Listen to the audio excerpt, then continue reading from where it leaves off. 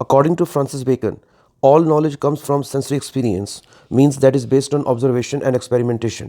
کہ ہم حقیقت تک جو ہے وہ صرف اپنے تجربے اور مشاہدے کے ذریعے جو ہے وہ پہنچ سکتے ہیں. As according to John Locke, if something cannot be seen, touched or measured, it cannot be proven. کہ اگر کوئی چیز جو ہے جو ہماری حواس میں نہیں آتی، جس کو ہم چھو نہیں سکتے، دیکھ نہیں سکتے، جس کو ہم میئر نہیں کر سکتے، سمجھو کہ وہ چیز حقیقت نہیں ہے. یعنی کہ اس نے بھی حقیقت کو جاننے کا معیار جو ہے وہ انسانی تجربے کو قرار دیا ہے. آج ہم بات کریں گے اسی چیز کو لے کر، اسی موضوع کو لے کر، سورۃ البقرہ کی آیت نمبر 3. اور اس میں صرف ہم ذکر کریں گے ایمان بالغیب کا، یعنی کہ ایمان بالغیب کا کمپیریٹیو انالیسس کریں گے مختلف مغربی نظریات کے ساتھ، مختلف ویسٹرن فلسفی کے ساتھ. فار ایگزامپل امپیریسزم کے ساتھ، ریشنلزم کے ساتھ، ایگزسٹینشلزم کے ساتھ، اور اس کے ساتھ پریگمیٹزم کے ساتھ، اور پوسٹ ماڈرنزم کے ساتھ. کہ ایک طرف ہم ایمان بالغیب کو دیکھیں گے کہ اس کی کیا اہمیت ہے اور اس کی کیا حقیقت ہے، اور دوسری طرف جو یہ ویسٹرن اسکول آف تھاٹس ہیں یہ غیب کے حوالے سے کیا بات کرتے ہیں. سب سے پہلے ہم ریشنلسٹ کو دیکھتے ہیں کہ وہ ریشنلسٹ جو ہیں وہ غیب کے حوالے سے کیا بات کرتے ہیں.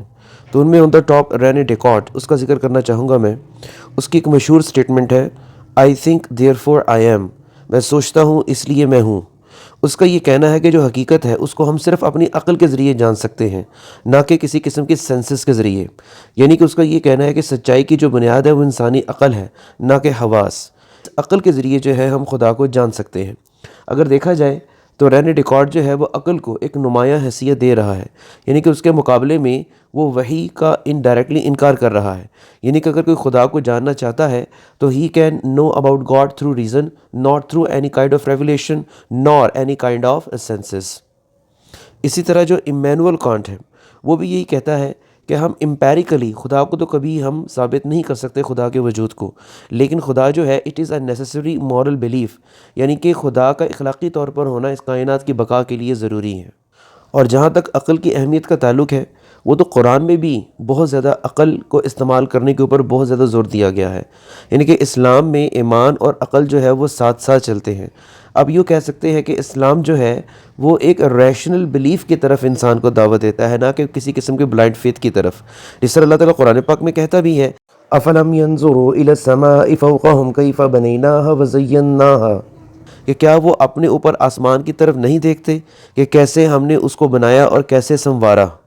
تو اب اندازہ لگا سکتے ہیں اس قرآن کی آیت کے حوالے سے کہ قرآن جو ہے کس طریقے سے، یعنی کہ اسلام جو ہے کس طریقے سے انسان کی عقل کو جو ہے وہ غور و فکر کرنے کے لیے دعوت دیتا ہے. یہ انسان کی بیسیکلی جو ہے یہ تھیوریٹیکل ریزننگ بنتی ہے اس آیت کے حوالے سے. اب ہم بات کریں گے ایگزسٹینشلسٹ کی. ایگزسٹینشلسٹ سے مراد یہ وہ لوگ ہیں جو وجودیت کا نظریہ رکھتے ہیں. اب ان میں سب سے نمایاں جو ہے وہ ژین پال سارتر. یہ کیا کہتا ہے؟ یہ کہتا ہے کہ کسی خدا پر ایمان لانا جو ہے یہ بیسیکلی خود کو دھوکہ دینے والی بات ہے، یعنی کہ یہ سیلف ڈسیپشن ہے. اور اس کے بعد یہ مزید جو ہے وہ یہ کہتا ہے کہ human must create their own meaning, یعنی کہ یہ انسان ہی ہے جس نے اپنی زندگی کو کوئی نہ کوئی معنی دینا ہوتا ہے. اسی طرح جو البرٹ کیمیو ہے وہ بھی کہتا ہے کہ لائف از انہیرنٹلی میننگ لیس، یعنی کہ زندگی کی جو حقیقت ہے وہ حقیقت کیا ہے؟ اس کے بے معنی ہونے میں یہ اس کی زندگی کی حقیقت ہے. اور وہ لوگ جو ایمان لاتے ہیں دراصل وہ اس حقیقت سے بھاگ رہے ہوتے ہیں، کیونکہ ان کے پاس اس حقیقت کے سامنا کرنے کی کوئی ہمت جو ہے وہ نہیں ہوتی. البتہ ان دونوں کے مقابلے میں جو کیرکیگارڈ ہے وہ کیا کہتا ہے؟ وہ خدا پر ایمان لانے کے حوالے سے بات تو کرتا ہے. دراصل یہ جو کیرکیگارڈ ہے یہ کرسچن ایگزسٹینشلسٹ ہے. یہ ژین پال سارتر اور البرٹ کیمیو کی طرح یہ کوئی ایتھیسٹ ایگزسٹینشلسٹ نہیں ہے.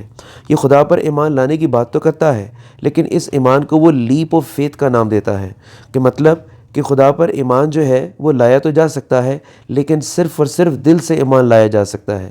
یعنی کہ عقل کے حوالے سے ہم ایمان جو ہے وہ بالکل بھی لا نہیں سکتے. اگر ایک لحاظ سے دیکھا جائے تو یہ ایمان لانے کی بات تو کرتا ہے، اس اعتبار سے وہ اسلام کے قریب ہے، لیکن جب وہ بالکل عقل کو خارج کر دیتا ہے یہ اسلام کے بالکل برعکس آ جاتی ہے.